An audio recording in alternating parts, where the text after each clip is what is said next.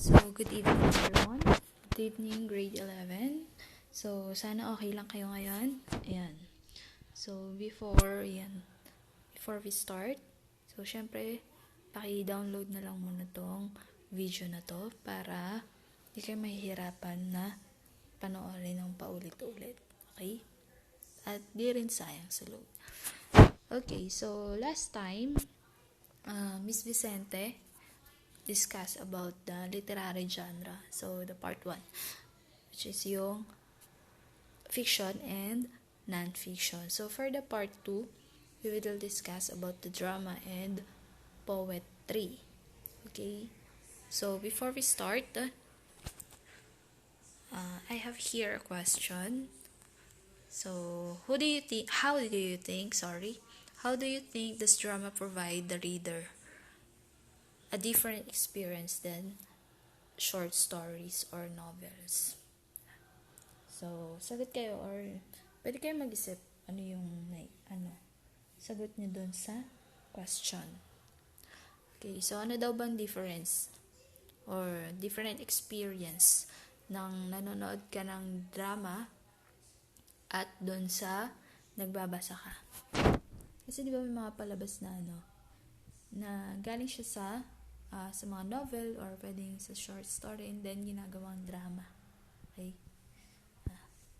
Ano yung kaibahan?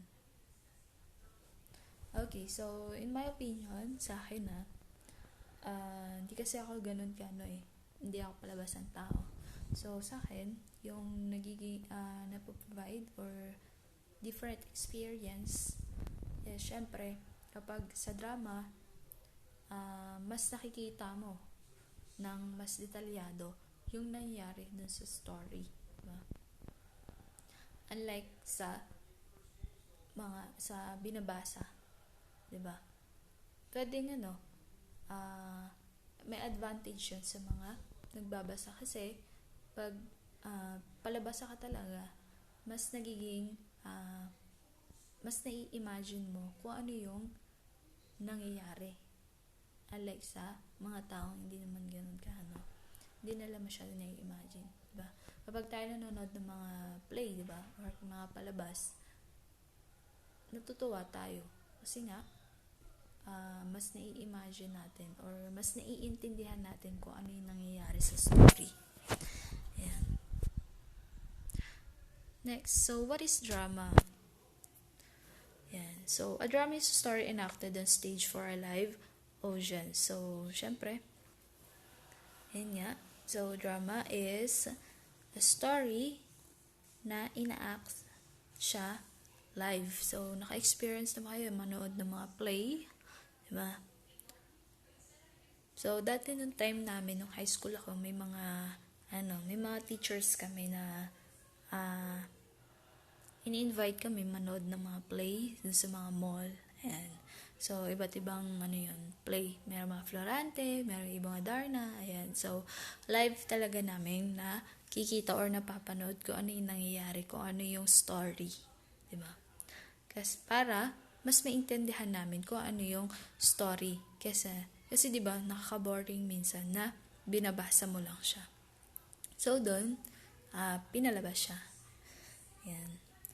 So, diba, kung makikita dito, dagdag nga. Ayan. So, meron dito ang dalawang face. Yung nakatawa at saka yung nakasimangot. So, may mga pangalan yan. Yung nakatawa, the laughing face is the Thalia. So, Thalia was the muse of comedy. So, ito yung dalawang symbols of the ancient Greek muses. So, tawag sa kanila is ancient Greek muses. So, first is the laughing face is Thalia, the muse of comedy, and then the weeping face is Melpomene, so the muse of tragedy. So, Thalia, laughing face, and Melpomene is the muse of tragedy. So, yun na. ano lang, naano kasi ako dyan eh. Ano ibig sabihin? So, yan pala yung tawag sa kanila or yung ibig sabihin nila. So, again. Ayan. So, what is the origin of drama? So, drama, the word drama comes from the Greek verb dran. The Greek word dran, which means to do. And the earliest known plays written around the 5th century BC. So, drama comes from the Greek word dran, which means to do or to act. So, the doing or acting makes drama. So, it produced for festivals. So, pinoproduce daw siya or ginagawa siya during festivals to honor Dionysus, the god of wine and fertility. Ayan. So, ginagawa siya to honor, ayun nga, yung si God na Dionysus, the god of wine and fertility. Ayan.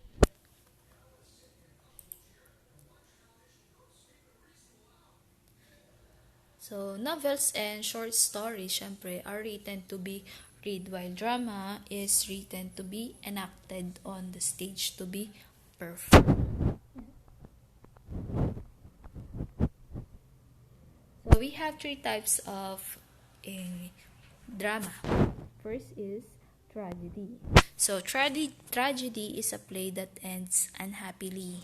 So, most classic great tragedies deal with serious universal themes such as right and wrong, justice and injustice, life and death. So, tragedies pit human limitation against the larger forces of destiny. So, dito, sa tragedy, yung ending neto is, or yung kwento neto is hindi ganun kaganda or masalimuot nga, di ba? Or unhappily. Ayan. So, alam niyo yung story ng Romeo and Juliet. Ayan. So, isa siya sa one example of tragedy. Ayan. So, kung alam niyo, kung familiar kayo dun sa story. Next is the comedy. So, a comedy is a play that ends happily. So, the plot usually centers on a romantic conflict. So, kung makikita nyo sa pictures, ayan. So, ito yung pattern kung paano nangyayari yung comedy or yung play na comedy. Ayan. So, the first pattern is boy meets girl. Ayan. Romantic conflict to. Centers. Then, boy loses girl. Then, boy wins girl. So, yung una, nag-meet muna sila. So, syempre, nag-meet. Ayan, nagkaroon ng ano. And then, after na tumagal, ito yung nangyari na. Ayan, nag-away na sila. Ayan. And then, bandang huli, naging sali pa rin naman. Or nagkatuluyan pa rin naman sila bandang sa huli. So, syempre nga, ends happily. So, pinaka-ending is maganda or happy. Ayan. Para sa mga fairy tale. Ayan. So, the main characters in comedy could be anyone. So, pwedeng nobility or yung mga maharlikang tao. Ayan.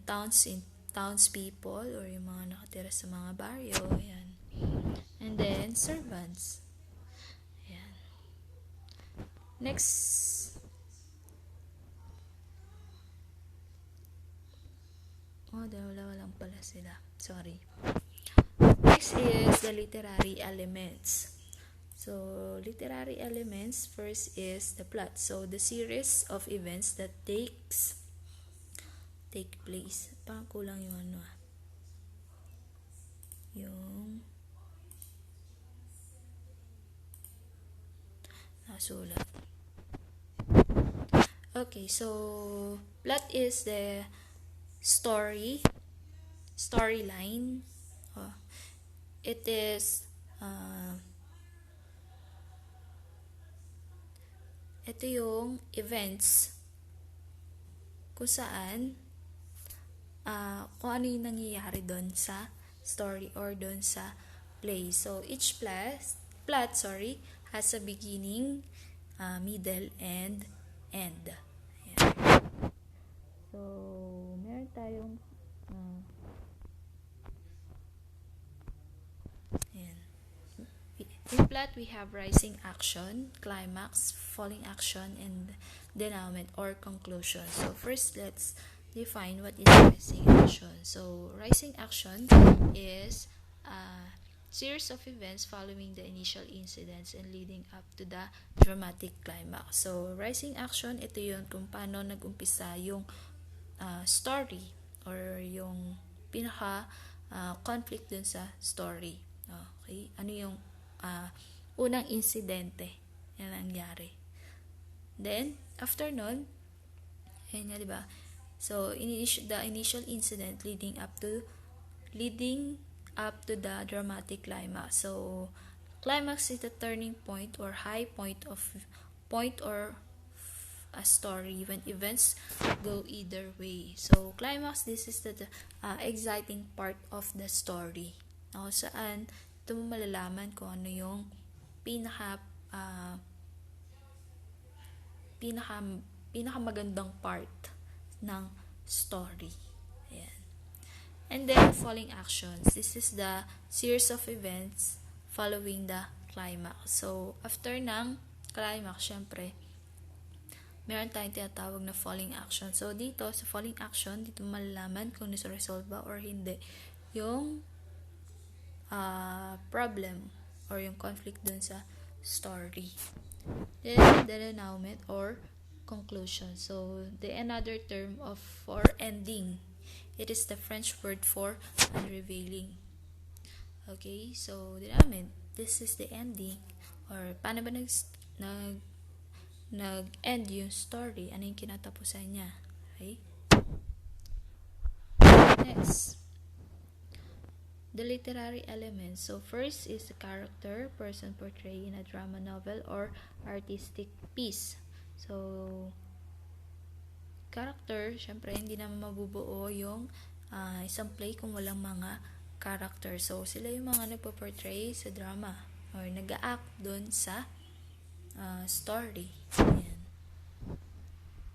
Next is story organization. Ayan. We have beginning, middle, and end. The next is the conflict. So, the internal or external between opposing forces, ideas, or interests that creates dramatic tension. So, when you say conflict, this is the problem that characters have in play. Or yung struggle nga, diba? So, ano ba yung pinagdadaanan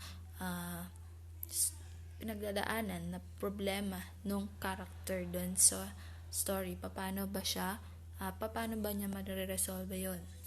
Yung problema na yan. Okay. Next, we have a theme. So, when you say theme, this is the basic idea of a play. So, the idea, point of view, or perception that binds together of a work of art. So, when you say theme, ito yung pinaka idea nung story. So, ano ba yung gusto niya iparating sa'yo? Ano ba yung gusto mong matutunan? Ano yung gusto mong malaman? So, ano yung mga idea? Ano yung point of view? Ayan. Perception. Ayan. Next is the language. So, in drama, the particular manner of verbal expression, the diction, style of writing, or speech phrasing that suggests a class, profession, or type of character. So, language, siyempre pasok dyan speaking. So, diction, kailangan kapag nagdi-deliver ka ng lines mo is clear. Then, siyempre yung mood. Dapat kung ano kung galit ba. Okay? So, dapat siyempre tama dun sa sinasab or dun sa pinaka lines. Then, syempre yung vocal expression. So, ayan. And then, projection. So, yung way of control. Paano mo i-control yung paghinga mo? Paano mo ilalabas? Tama ba yung mahina lang ba or dapat malakas lang? Malakas, ayan.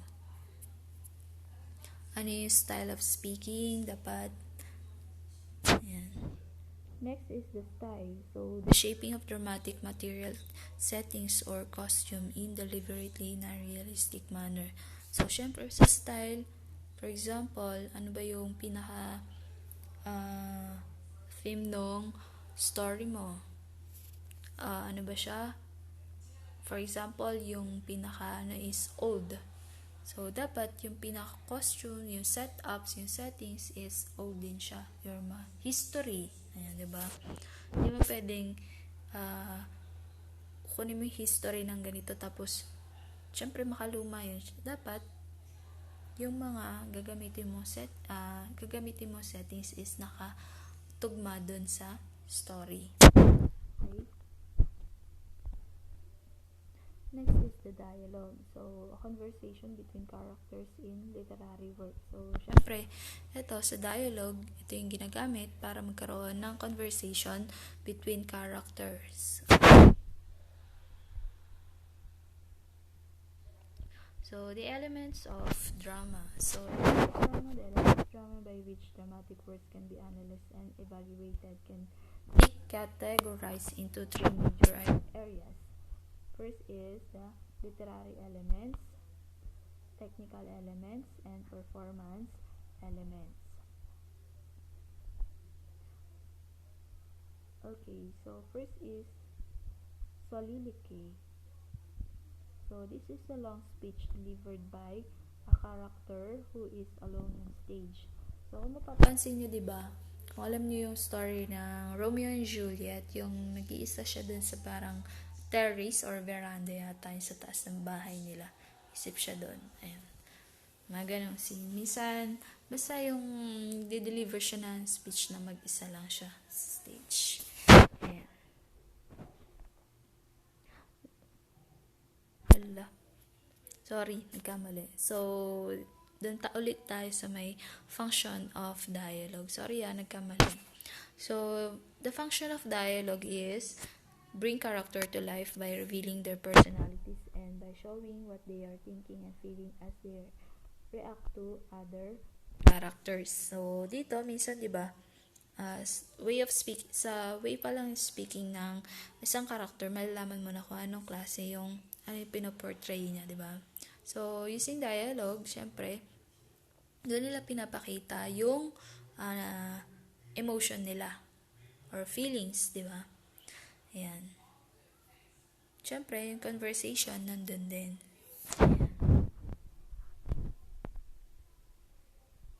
And then, what is the function of soliloquy? So, soliloquy typically reveals the private thoughts and emotion of the character. So, syempre, di ba, mag-isa nga lang siya dun sa stage. Sinasabi niya kung ano yung nasa isip niya. Ayan.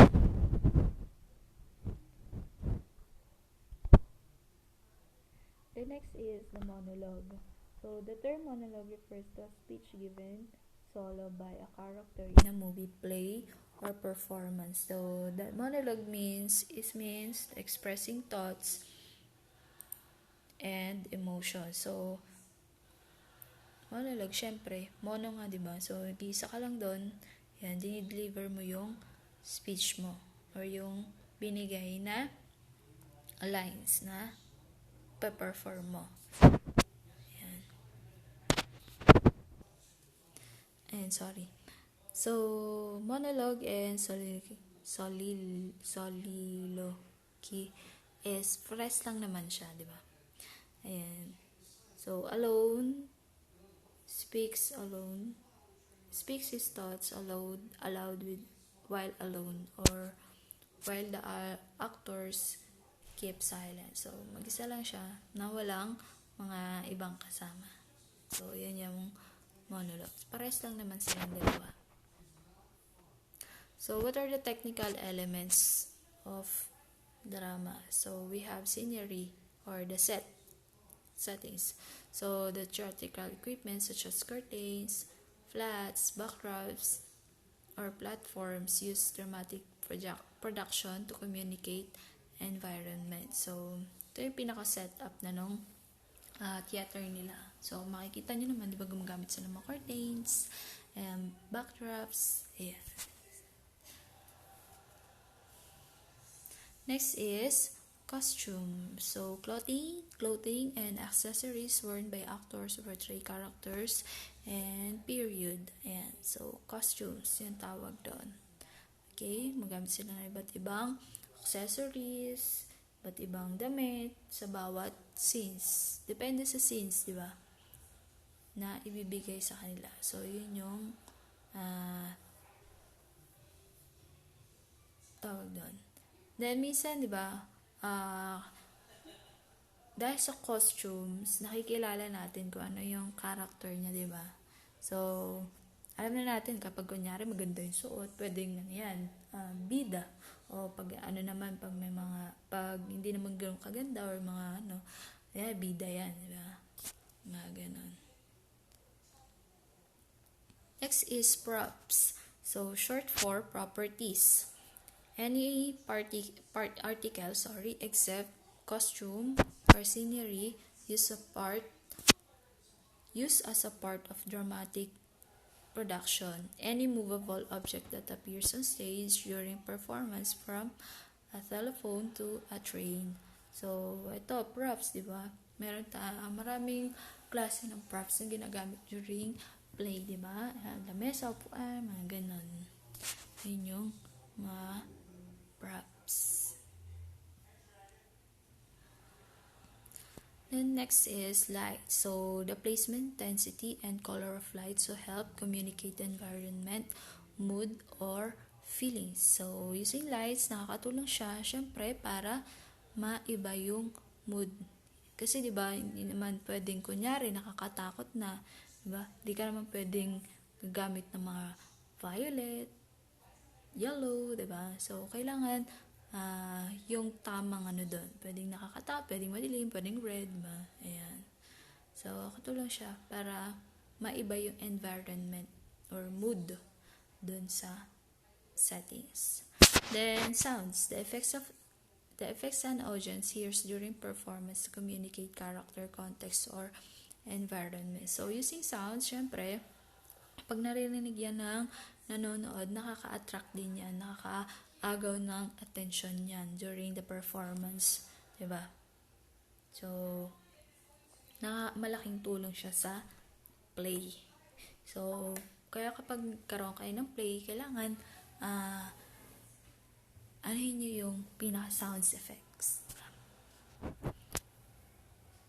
Sorry. Next, makeup. Ayan. Costume, wigs, and body paint used to transform actors into a character. So, ayan. Siyempre, alam niyo naman kung ano yung gamit ng makeup. Ayan. Pwedeng transform niya yung character. For example, ang character niya is kailangan maging aso siya. So, using makeup, pwedeng siyang maging mga aso. Or pwede, diba, body paint, ayan. So, what are the performance elements? So, in drama, so we have non-verbal expression. So, gestures. So, any movements of actors, head, shoulders, arm, hand, leg, or foot to convey meaning. So, every movements of the actors, meron niyang mga ibig sabihin. Okay? Then, facial expression, physical and vocal aspects used by an actor to convey mood, feelings, or personality. So, syempre kapag yung scene mo, malungkot, syempre dapat yung facial expression mo is malungkot or yung mukha mo ay malungkot. Yung nakakatakot naman, kailangan nakakatakot din. So, yun yung non-verbal expression. Kahit di ka nagsasalita, basta mapakita mo lang yung facial expression mo or yung mukha mo na malungkot. So, makukuha na or maiintindihan na nung nanonood yun. Next, movements, blockings, or the movements of the actor on stage during performance, also refer to the action of the play as moved from events to events. So, importante yung blockings. Kailangan alam mo kung ano yung pagkasunod-sunod para hindi ka nalilito. Okay? So, kunyari, pagkasunod-sunod niya, mula sa first scene hanggang dulo. So that is okay. Wait for the okay. So let's proceed to the poetry.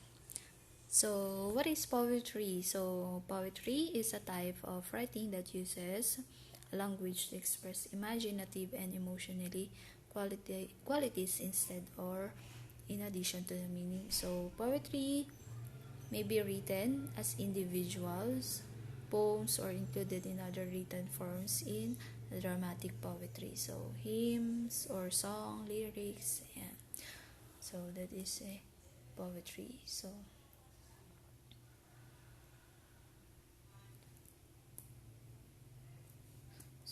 why do we need to study poetry? Siyempre, to express our ideas and feelings or emotions and using poetry, nagiging creative tayo, di ba? So, nagiging artistic tayo. And then, napapaisip din tayo. Nagagamit natin yung isip natin. Ayan. So, that is the purpose of poetry. So, we have types of poetry. So, in lyric, we have sonnet, elegy, and ode. In narrative, we have epic, ballads, and social. Then, dramatic monologue, soliloquy, character, sketch, oration, special types, haiku, sequein, limerick, and name of poem.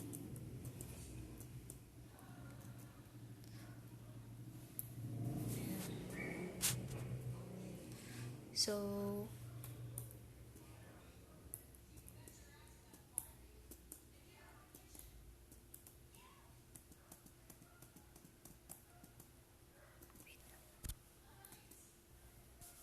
and so lyric poem is a short poem which has the characteristic of a song. So it pertains to a single mood or feelings and is more personal in nature. So natin, so lyric poem, ito yung kumakadalasan. Ito yung poem na syempre minsan ginagamit sa mga kanta. Ayan.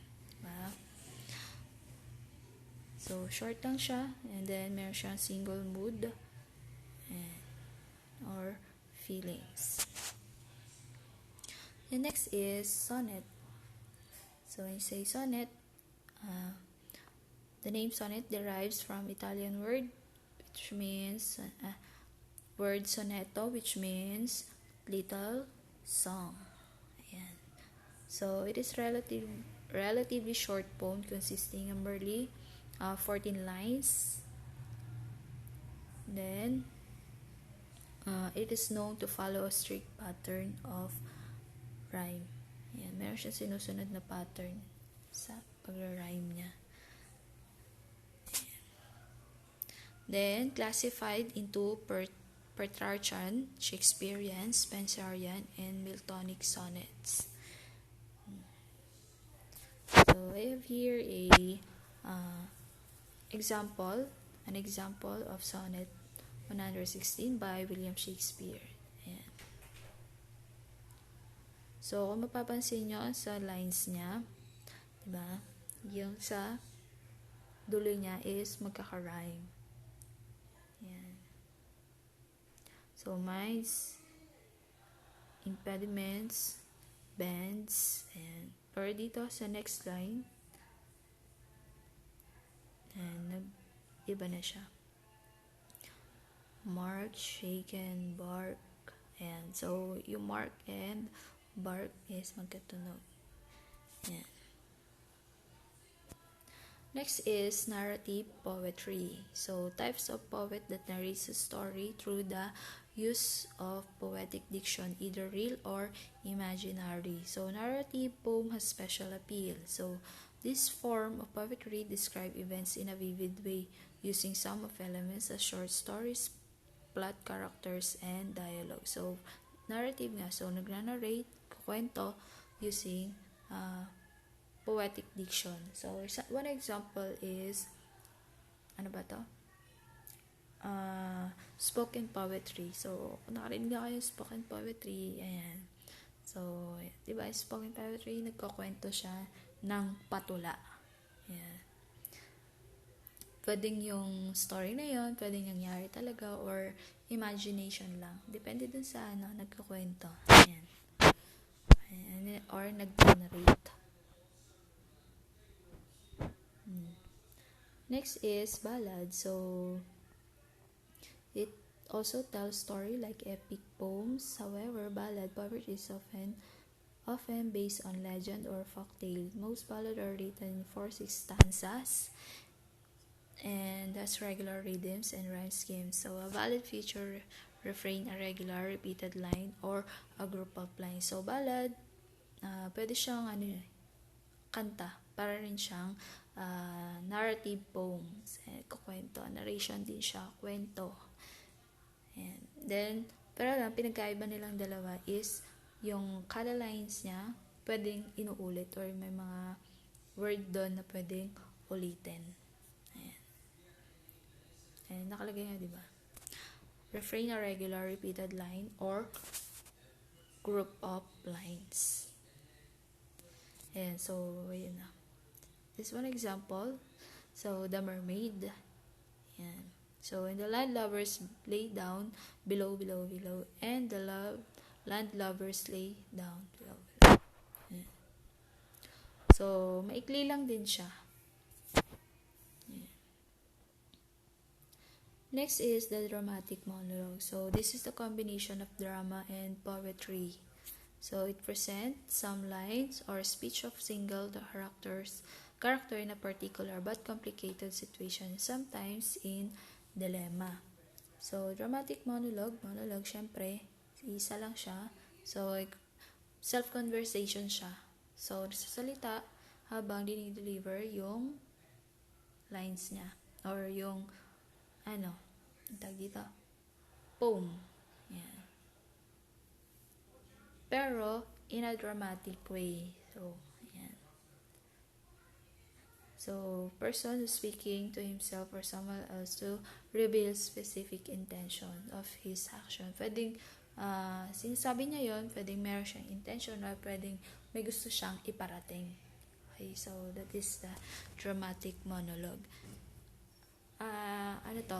Pwedeng, ang example, hindi siya pwedeng. Ayan. So, what are the special types of poems? So, number 1 is haiku. So, mag-aralan naman natin kung ano yung haiku, diba? Ayan. So, during the Japanese period. So, special type of poetry which originated from Japan. So, syempre, galing nga siya sa Japan. So, it is the shortest type of poem and often the most difficult to understand. Syempre, ikli-ikli niya pero napakahirap intindihin. So, it consists of 3 lines. So, meron lang siyang 3 lines that generally do not rhyme. Okay, hindi siya nag-rhyme. So, the line should have 5. So, sa first line, 5. Meron siyang 5 syllables. Then, second line, 7. And then, the last one, 5 ulit. So, we have 70 syllables. Yes. So, this is the best known Japanese haiku. Ayan. So, kanina to. Kay Basho. Which is Old Pand. Ayan. Hindi ko maintindihan ni Japanese. So, sabi dyan, translated. So, it translates siya. Old pond, a frog lives in a water sound.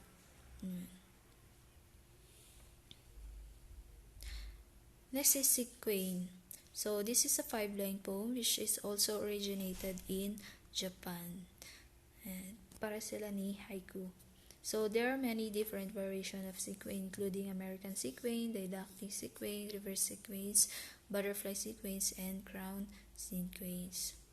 And so, this is the example. So, look up from beginning hills, blow down the light first breath of wintry wind, look up and scent the snow. So, yan.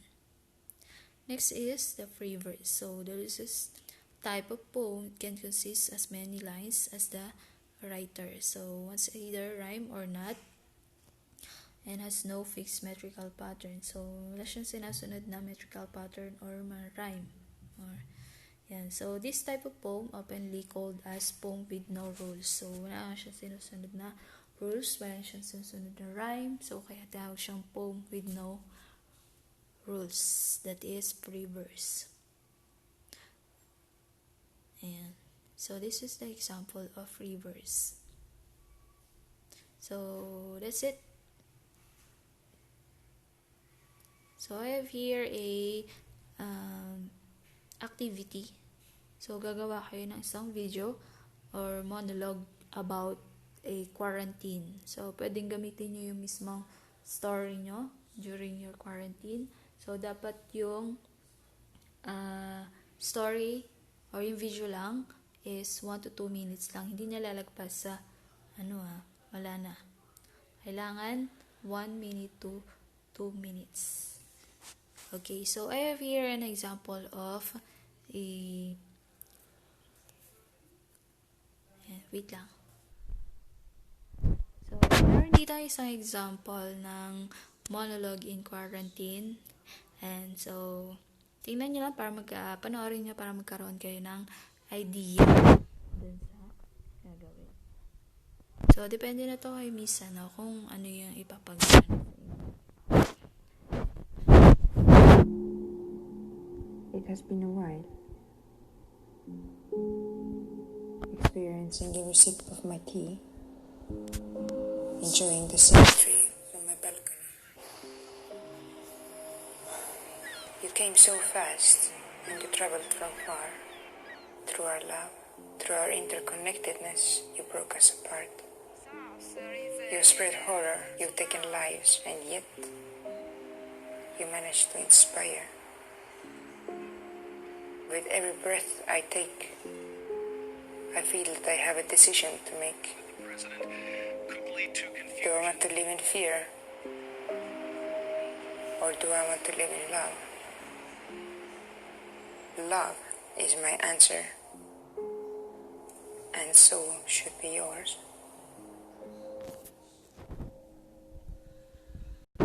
So, ganun lang yung gagawin nyo. And so, 1 to 2 minutes lang. Depende na sa inyo kung ano yung gagawin nyo video. So, good luck, thank you, and God bless.